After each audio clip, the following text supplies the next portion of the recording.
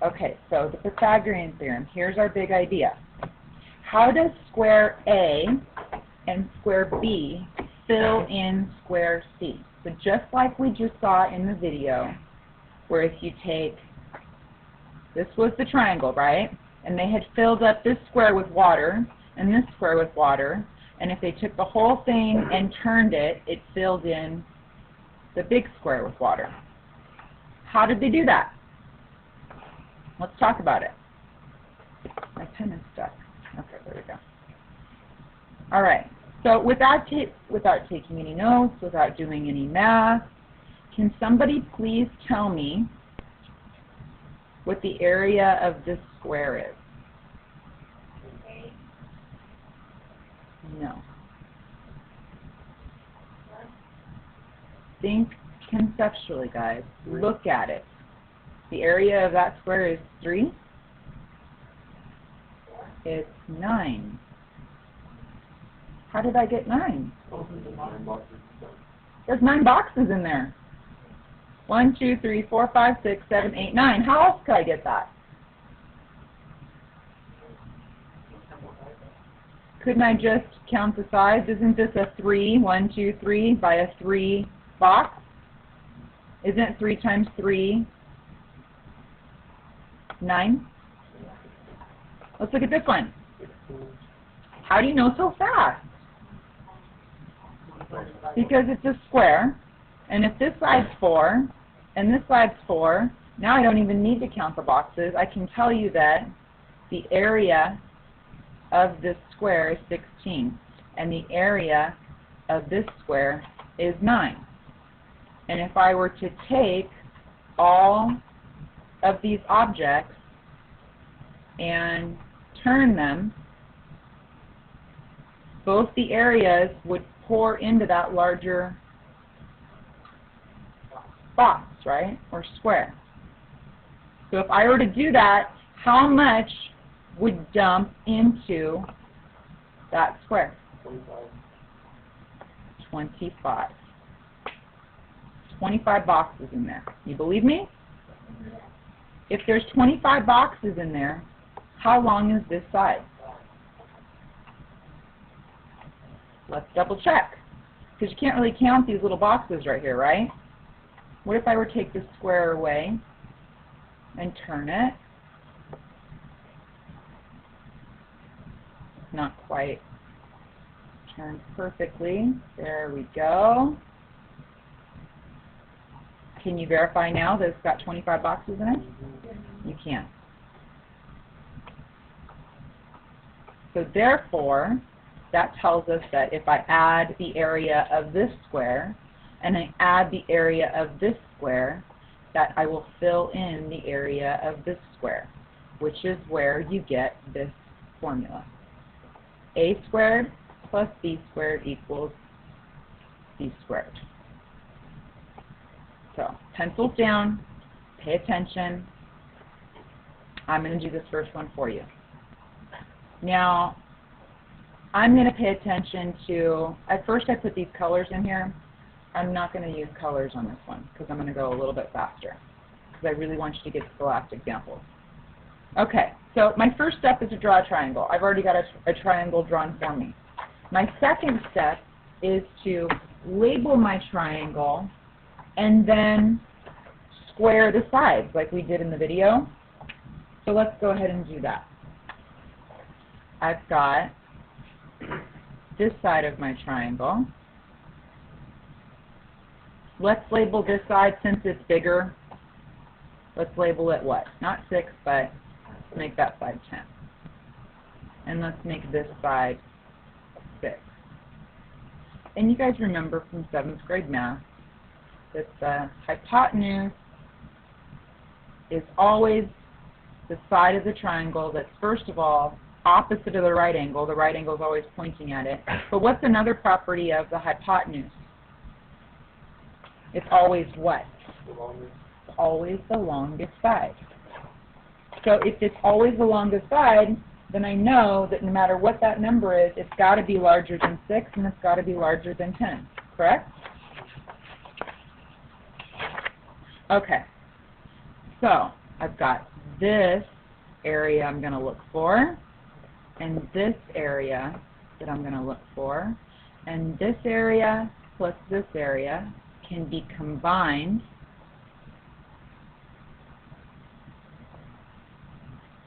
to make that area, correct? So let's find the area of this side. What's the area of this square right here? 100. How do you know? Because 10 times 10 is 100. The area of that square is 100. What about the area of this little square? How do you know? Because 6 times 6 is 36. And we could actually write that this is a 6 by 6 square, and this is a 10 by 10 square. So if the area of this square is 100, and the area of this square is 36, what would you say the area of this square is?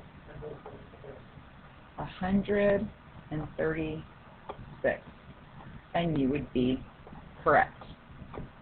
Let's put that into our formula, okay, before we talk about what this side is. All right, so c squared. I didn't know what c squared was. That's what we were looking for. A squared. They told me what A is. A was 10, correct?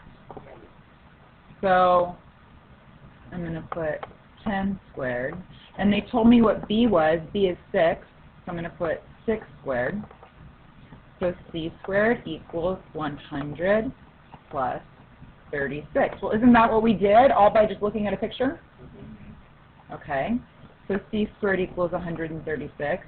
What we've learned in the last chapter is what? When we see something that's squared and it equals something else and we want to figure out how to get rid of that square, what do?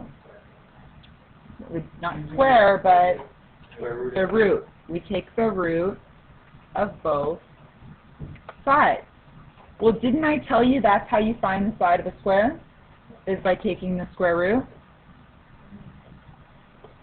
So wouldn't this side be the square root of 136?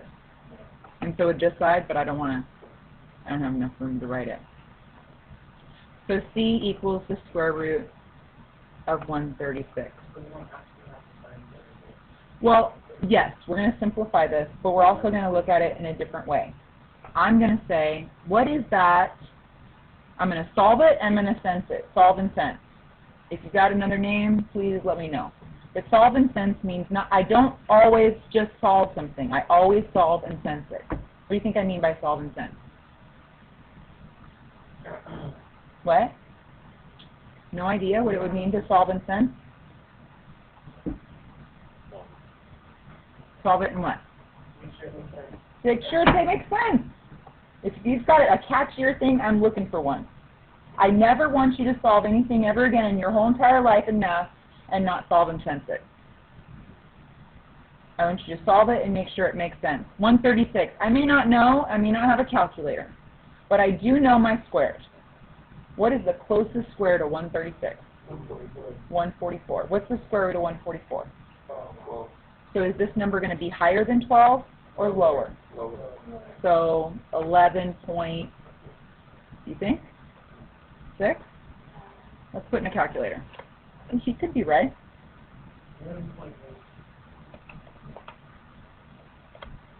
11.6. 11.66, so we probably round to 11.7. That's pretty darn good. All right, so this on a test would be correct. This on a test would be correct. But the most accurate answer would be a square root, right? Because when you put a square root into a calculator and you get a decimal, that's not your most accurate answer, right? Because decimals are always rounded. The square root is the absolute closest answer to the real thing. So let's just simplify this square root. So the square root, what numbers go? I know 2 goes into 136. Let's see how many times. How many times does 2 go into 136? It goes in 6 times. 6 times 2 is 12, so you'd have 1 left over because there's a 13 there.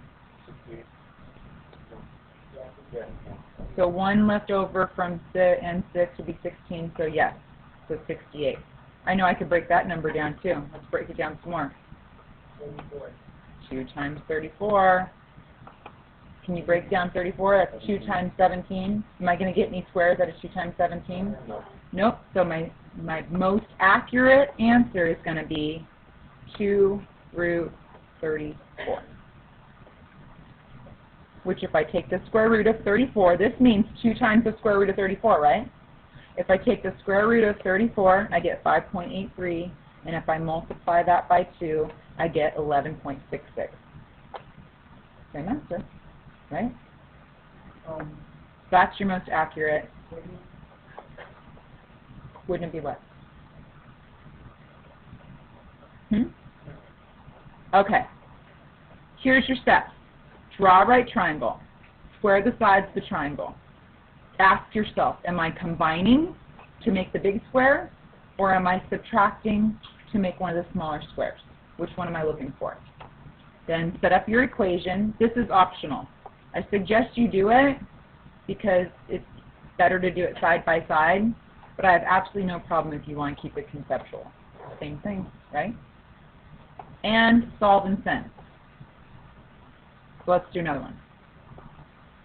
This time, I don't know what A is. So first, draw my right triangle. I have it. Square the sides of my triangle. So I'm going to square the sides of my triangle. This time, I don't know what A is. So what would be squaring that side? A squared. B is the square root of 8. If B is the square root of 8,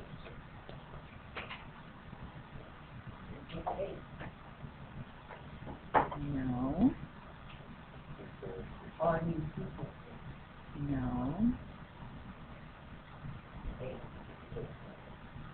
If the sides of the square are the square root of 8, isn't the square root of 8 times the square root of 8?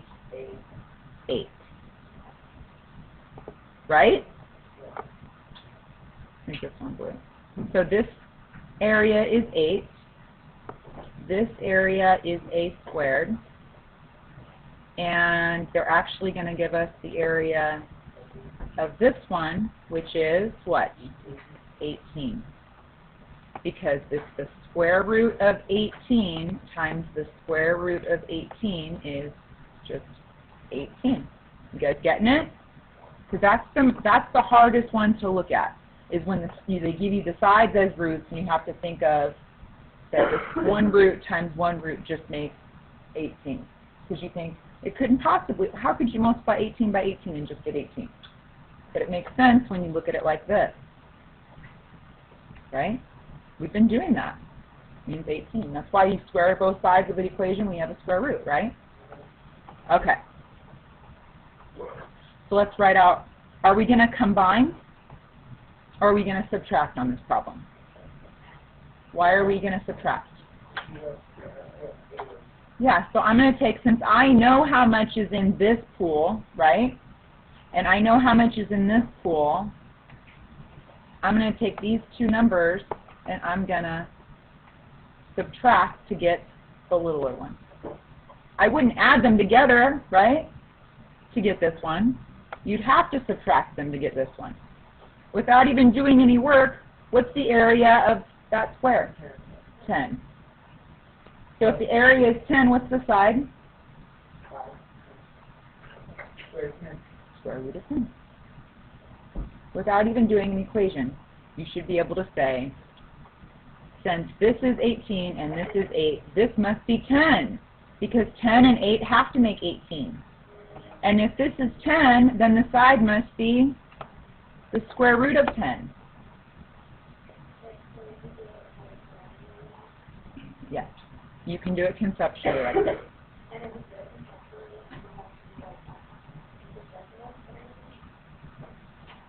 Okay, so c squared, they told us what c squared was. It's the square root of 18 squared. equals, we don't know what a squared is, b squared would be the square root of 8 squared. If this makes more sense to you by plugging this number in here and this number in here, then do it this way. So the square root of 18 squared is just 18, a squared, and the square root of 8 squared is just 8. To find a, I just subtract 8 from both sides, and I get 10 equals a squared. Take the square root of both sides, a equals the square root of 10. Can I simplify root 10? 5.2, is there a square in there? No, 5. Yeah, there's a 2 in there, right? The square root of 10? Oh. Elgin, think about the square root of 10. What's the next number that's closest? What's the closest number to 10 that we know the square root of? 9. What's the square root of 9? 3. So this must be 3.1 or 2, right? Go back. Solve and sense. Does 3.2 make sense? Yeah. If this side's 3.2, actually it's easier to keep it in roots. If this side is root 10, and this is root 8, and that's root 18, is this bigger than this and this? Yeah. Right? That number's bigger. Yes. Shouldn't the A box be bigger than the B box? Yes. So why is it there? Because we really didn't know how big A was, so we just labeled one of them. But just like in the film, if I were to take this box and put it over here, and this box and put it over here, wouldn't it still be them added together makes this? So it doesn't really matter. As long as the hypotenuse is labeled correctly, this side of the triangle can be A, this side can be B, or this side can be A, and this side can be B. What property tells me that it doesn't matter? Because when I add them, I'm going to get that. Commutative. Good job. Yes.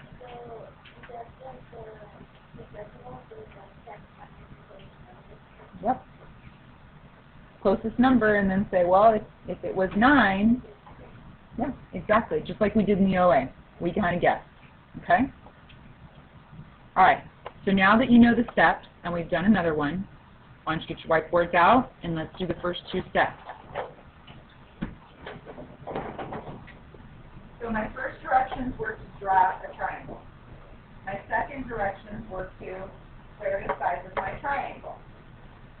First of all, let's label it. We'll say that one's A, this one's 6, and this one's 8. So I'm going to square the sides of my triangle. So when I square this side, I get 36. And when I square A squared would go there. And when I square C, I get 64. My next job, combine or subtract. On your whiteboard in the top right, upper right-hand corner, please tell me whether or not you're going to add, combine 2 squares to make the third square, or if you're going to subtract 2 squares to get the third square.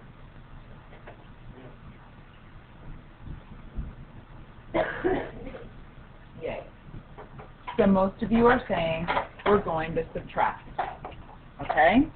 So we are going to take this square and this square, and we're going to subtract them. Good. 28.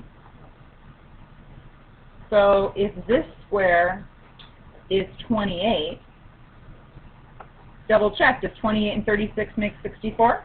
Yeah. So if that square, the whole inside of it's 28, what is the side of the square?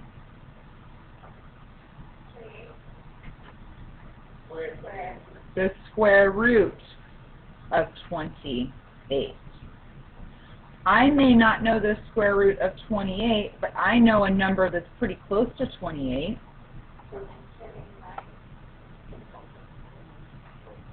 25. What's the square root of 25? 5.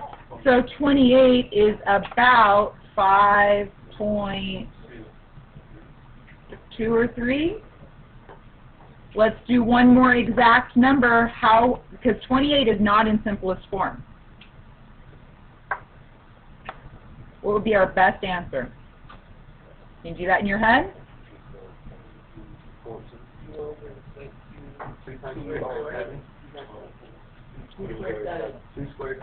2 square root 7, is that what you guys think? Yeah. So 7 times 2 is 14, and 14 times 2 is 28. So 2 squared, 7 is inside, so that simplified is 2 root 7. You guys did that pretty quick in your head. Good job. Let's do the formula. C squared equals, I'm going to do this one in black.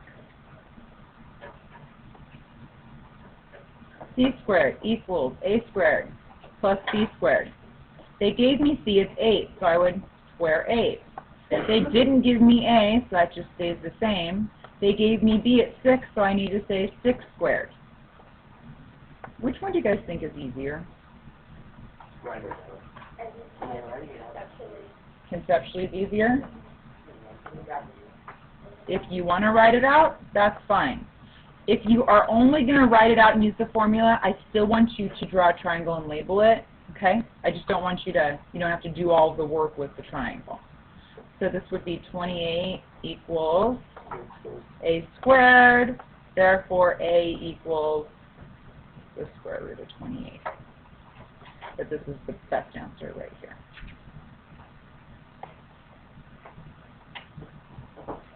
Okay, do you want to do this one, these two guys? Yeah. Or would you rather, I have all of this work written out.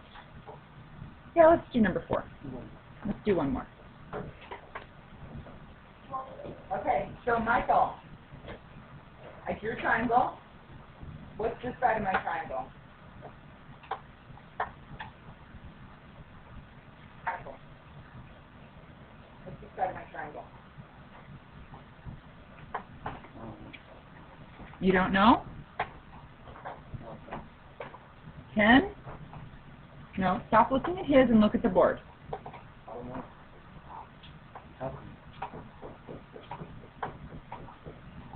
Do you want this side to be A or this side to be B? A? Okay, then what's this side? You just told me it's A.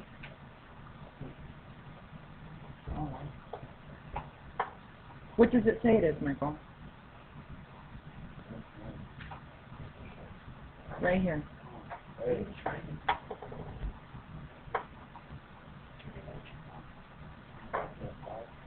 It's 5? Square root of 5. If this side is the square root of 5, what's this side? The square root of 10. So now I'm going to say square the sides of my triangle. And this side is C. So if I square this side, and I square this side, and I square this side, what is this side squared? What's root 10 times root 10? Root 10 times root 10 is 10. What's root 5 times root 5? So would I combine these two, or would I subtract them? Combine them. So what's the area of this square? So what's the side of the square?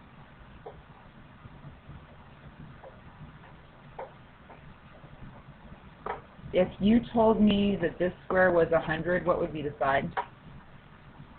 How do you do that? Take the square root of 100. So if this is 15, what's the side?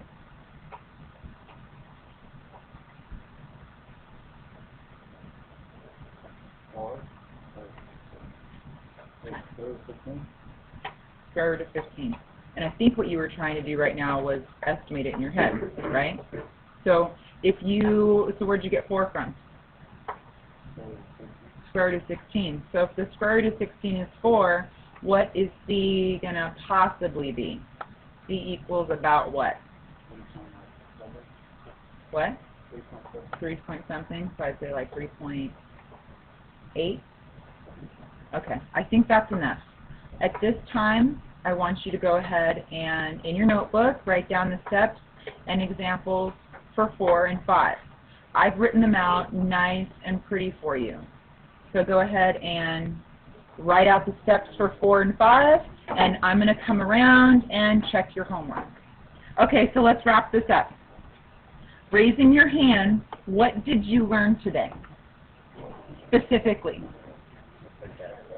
Raising your hand. Okay, Vanessa. We learned Pythagorean Theorem. Okay. How do areas relate to the Pythagorean Theorem? How do areas relate to the Pythagorean Theorem?